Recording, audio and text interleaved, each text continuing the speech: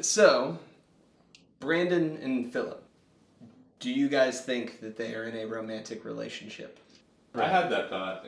Really? I think it's definitely like, I mean, I don't think at that time they could have made that explicit, but like there was a shot where their faces are like, I mean, mouth to mouth, you know, and like this far apart. So I think he's so focused on what you see and how you see it.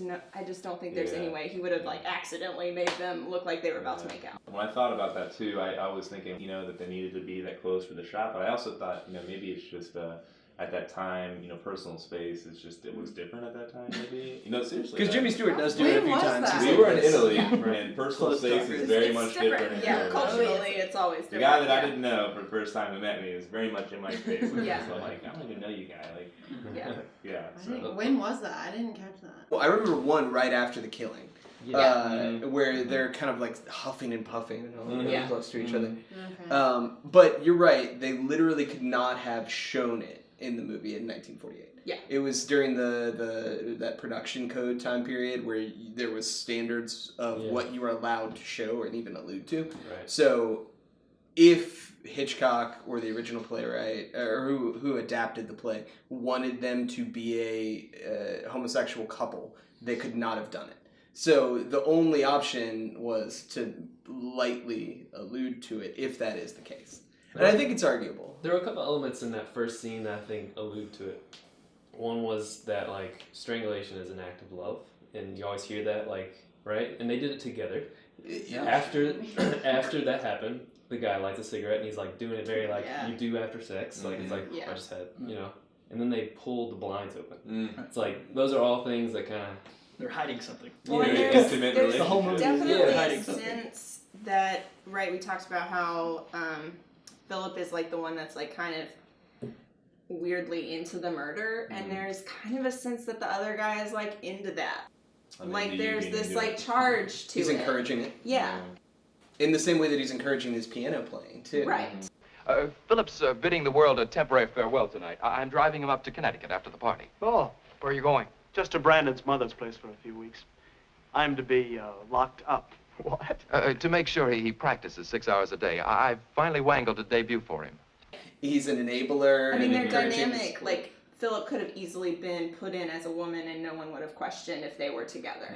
Sure, Like, totally. if he was a female character, you would have been like, oh, they're just, you know, they go on vacation together. The housekeeper knows they're always spending the night together or waking up together or... I think it is strange if they are just friends. Maybe I don't understand 1940s friendship dynamics, but they're friends from school who have continued to be friends and live together alone. They're both single and really invested in each other's lives and careers and sharing deep secrets.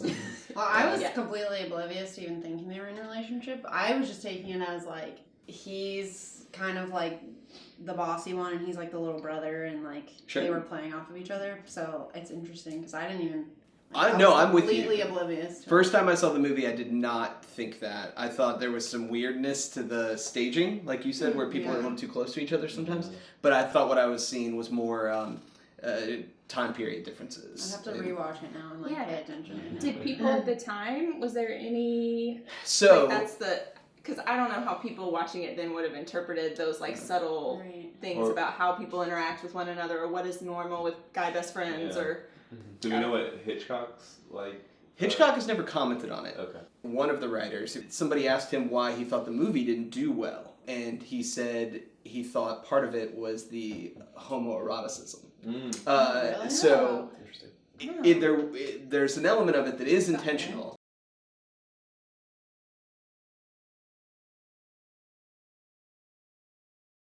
So it's not weird that I picked up on it. No, Is what I'm I hearing. got that. That it's kind of like that. This is a forbidden thing. Don't. Some people still arguably would say it's a forbidden thing, but especially in that time period, you know, very much forbidden, and that act of killing somebody is a forbidden thing, so it really kind of accentuates that mood of this is wrong, like what you guys are doing is wrong. Yeah. So there's a positive and negative to having a potentially homosexual couple be your lead characters, in that that's really interesting for the time period, but it's also associating them with the general like evil other. They're also sociopaths who kill for art, and which is a way that homosexuality has been treated in storytelling a long time. Like I even think vampire archetypes come from single effeminate men who live alone.